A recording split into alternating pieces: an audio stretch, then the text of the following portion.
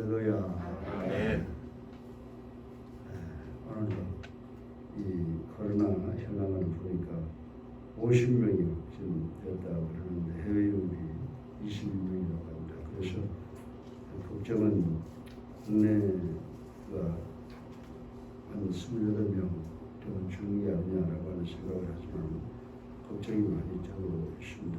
여러분들 기도 많이 하셔서 하나님께 코로나19가 떠나갈 수 있도록 기도하시고 또 우리가 지켜야 될 수칙을 잘 지켜서 우리 교회 안전하게 코로나와 싸워서 승리하는 그런 교회가 되기를 주님의 이름으로 축원합니다. 여러분의 기도가 절대로 필요하다라고 말씀을 드릴 수가 있습니다. 이렇게 마스크를 끼고 하니까 참 답답해요, 그죠?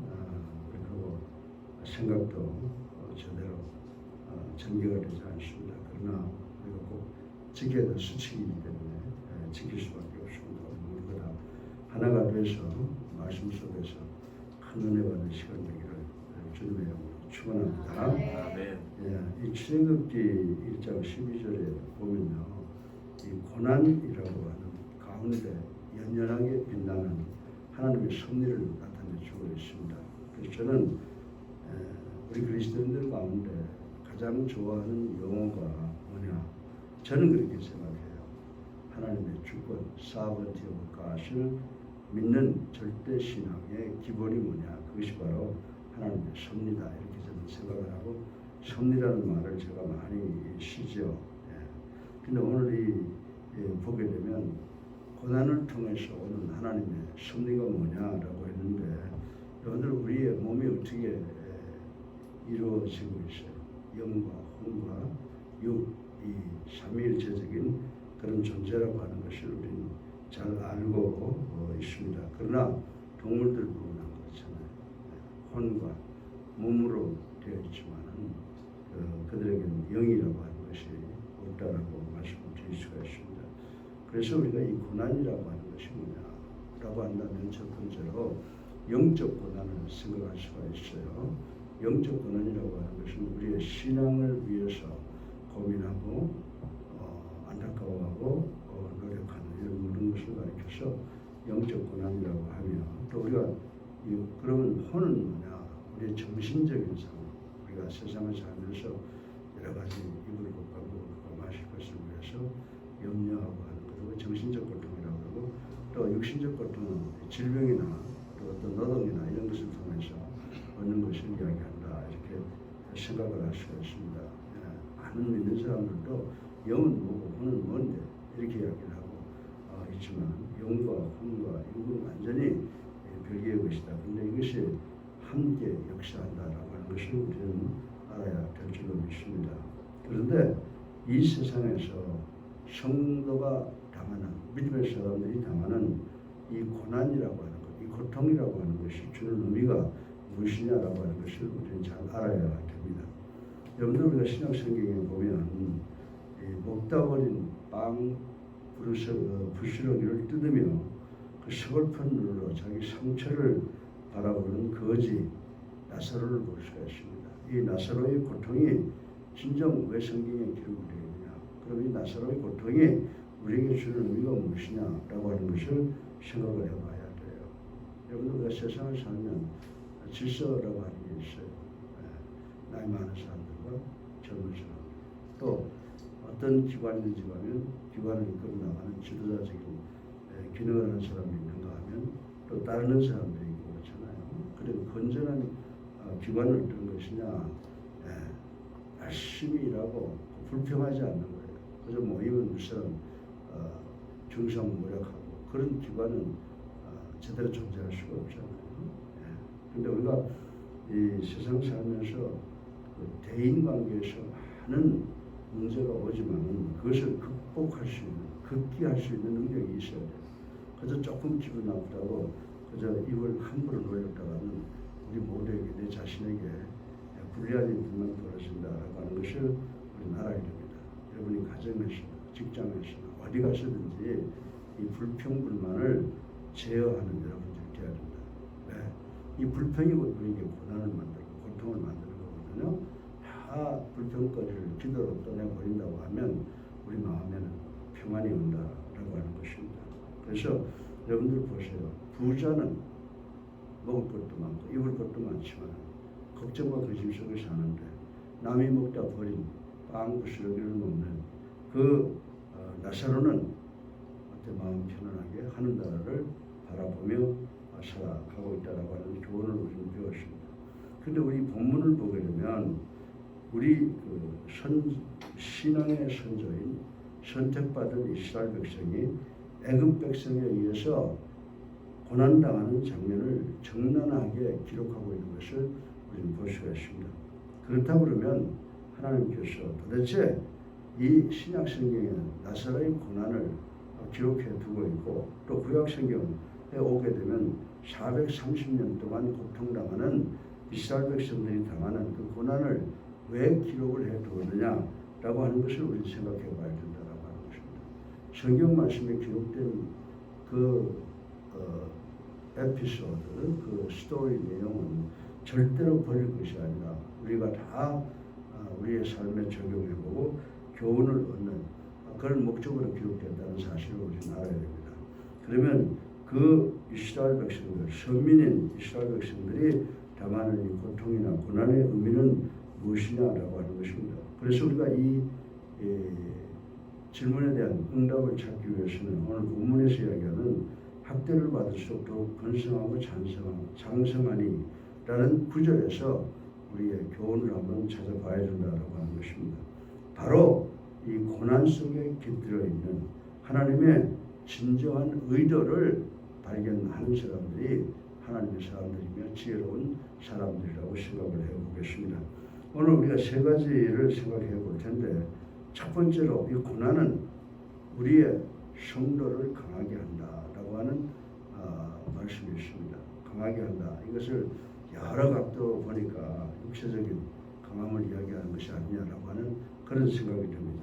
여러분들 오뚜기가 때리면 넘어졌다가 발딱 일어나고 더 강해지는 것 같은 느낌을 얻을 때가 있습니다.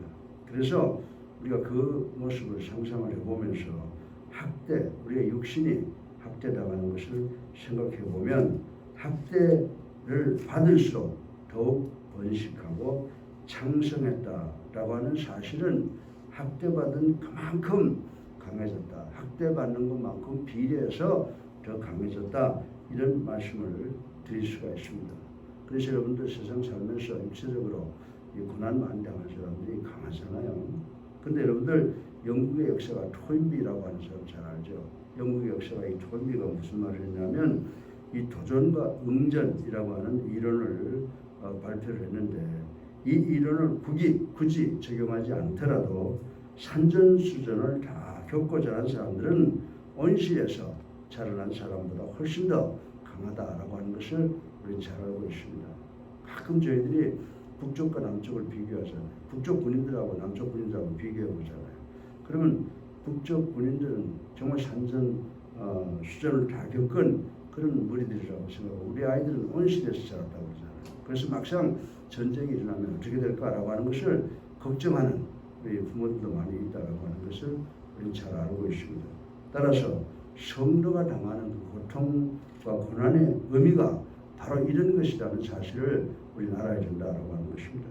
다시 말해서 사탄의 세력을 능히 이기고 더 성숙한 믿음의 경지에 이르도록 하기 위해서 하나님이 주권적으로 하나님이 섭리하셔서 우리에게 주신 것이라는 사실을 우리는 분명히 깨달아야 되는 줄로 믿으시기 바랍니다. 그렇기 때문에 여러분들 고린도전서 10장 13절을 보세요. 하나님께서 우리 성도들이 능히 피할 수 있는 것을 주시고 피할 수 없으면 능히 감당할 만한 고난만을 허락하신다고 말씀하신 것을 우리는 기억할 수가 있습니다. 사랑하는 성도 여러분, 나무가 크고 자라기 위해서 어떻게 해요? 우리 학교에 보면 참 보물 같은 사람이 있는데 그 허 선생이라고 계신 분이 제가 가서 하이어를 했는데 그분은 얼마나 기술이 좋지 몰라요. 전기면 전기, 시설이면 시설, 그리고 조경까지도 자기가 다 해요. 그래서 건물이 고장이 나면 이 견적을 받아보다 안 되면 야 허선생을 하고 그래. 이번에 바람이 좀 불었더니 우리 그 최상현 기념관이 오래됐는데 벽이 막 날아가고 그 제가 다 지었고 개조하고 그런 건데 그래서 이제 그 사람 부르니까 뭐 1,500만 원이 들어간다고 그러는데 800만 원에 자료만 사다가 자기가 하는 것을 봤어요. 그래서 참 유용한 사람이다 이런 거를 느낍니다. 근데 그 사람이 이렇게 나무를 자르는 게 이 나무를 왜 이렇게 자주 자르느냐 그러니까 이거 가지를 안 쳐주면 나무가 약해집니다. 잘라줄수록 나무가 더 강하게 성장합니다라고 하는 그 이야기를 듣고 나무도 크고 튼튼하게 자라기 위해서는 가지가 잘려져 나가는 고통과 고난을 겪어야만 하는구나 라고 하는 것을 제가 배웠습니다. 마찬가지로 선민 이스라엘 백성들 역시 강한 민족으로 성장시키기 위해서는 모진 고난을 겪어야 되기 때문에 하나님께서 이스라엘 백성들로 하여금 모진 고난을 감내하게 하기 위해서 그런 고난을 주었다고 생각할 수가 있습니다. 오늘 우리 믿는 자들 역시 이 고난을 통하여 더욱 강해지는 그런 믿음의 백성들이 되어야 될 줄로 믿으시기를 주님의 이름으로 축원합니다. 그리고 두 번째로 이 고난이라고 하는 것은 이 영적 유익을 가져다 준다는 거예요. 고난은 직접적으로 말씀드리면 성도들에게 믿는 자들에게 이 신앙적 유익을 가져다 준다 이렇게 말씀을 드릴 수가 있습니다. 여러분들 학대 받을수록 더욱 번식하고 장성했다는 말의 또 다른 의미는 그들이 학대를 받은 만큼 뭘 했다고 생각하세요? 하나님을 기억했다. 아멘. 우리가 코로나로 또 세상에 재정적으로 정치적으로 등등 어려움을 많이 당하면 당할수록 우리는 어떻게 돼요? 우리는 하나님을 기억하는 그런 믿음이 더욱더 성장해야 되는 줄로 믿으시기 바랍니다. 여러분들 여호수아 20장을 보게 되면 그 이스라엘의 역사를 볼 수가 있는데 이 역사는 성경적 역사입니다. 이 성경적 역사를 통해서 보면 이스라엘 백성들은 평안할 때 하나님을 잊곤 했다라고 하는 말씀이 기록되어 있습니다. 그러나 고난을 당할 때 이스라엘 백성들은 잊고 있던 하나님을 다시금 기억하는 것을 볼 수 있게 된다라고 하는 것입니다. 다시 말해서 고난으로 인하여 이스라엘 백성들은 폐역해진 도덕성을 다시 회복하였고 잃어버린 양심과 잃어버린 신앙, 양심을 되찾은 것을 볼 수 있다라고 하는 것입니다. 이것이 바로 성도가 당하는 고난의 유익이며 참된 의미라고 하는 것을 아시는 우리 모두가 되기를 주님의 이름으로 축원합니다. 우리가 에베소서 4장 22절에 보면 실로 하나님은 고난을 통하여 죄의 습관을 꺾어버린다라고 말씀을 하셨습니다. 그리고 베드로전서 1장 15절을 보면은 빛의 자녀로서 이 고난을 통하여 거룩한 삶을 살게 하신다라고 하는 말씀이 기록되어 있는 것을 우리는 볼 수가 있습니다. 사랑하는 예수님교회 성도 여러분, 우리는 고난을 당할 때 우리의 신앙 상태, 영적 상태를 한번 점검해 보아야 될 필요가 있다라고 하는 것입니다. 왜냐하면 그 고통, 그 고난이 불신앙의 결과일 수도 있기 때문인 줄로 믿으시기 바랍니다. 실로 고난은 우리 믿는 자들에게 신앙적 유익을 갖다준다, 영적 유익을 갖다준다라고 말씀을 드릴 수가 있습니다. 또한 이것이 성도들에게 고난을 허락하시는 하나님의 섭리, 하나님의 뜻, 하나님의 의도라고 하는 것을 우리는 알아야 된다라고 하는 것입니다. 우리 모두 어려움 당하면 불평불만하기 전에 하나님께서 이 고난을 통해서 나로 하여금 하기를 원하시는, 영광 받으시기를 원하시는 것이 무엇이냐를 다시 한번 생각해보고 지금 우리가 당하는 이 코로나와의 싸움에서 승리하시는, 또 그리고 하나님의 품으로 돌아가는 우리 모두가 되기를 주님의 이름으로 축원합니다. 세 번째로 이 고난은 마지막으로 성도들에게 신앙적 단계를 준다라고 믿으시면 아멘 하세요. 마지막으로 학대를 받을수록 더욱 번식하고 창성했다라고 하는 이 말의 의미는 학대를 받은 그만큼 백성들 간에 서로 단결했다라고 하는 그런 의미를 우리에게 주고 있다라고 저는 생각을 합니다. 이 고난의 강도는 갈수록 심해졌으나 그 고난은 이스라엘 백성들을 더욱더 똘똘하게 뭉쳐서 단결하게 했다라고 하는 것입니다. 이것은 9.1 초대교회에 대한 이방인의 핍박이 성도들을 더욱 뭉치게 했던 것과도 같다라고 하는 것입니다. 여러분들 그 무지렁이들 초대교회 성도들 맨손으로 로마 제국과 싸워서 승리해서 로마를 국교를 기독교로 바꾸게 했던 것을 우리는 기억을 해야 된다라고 하는 것입니다.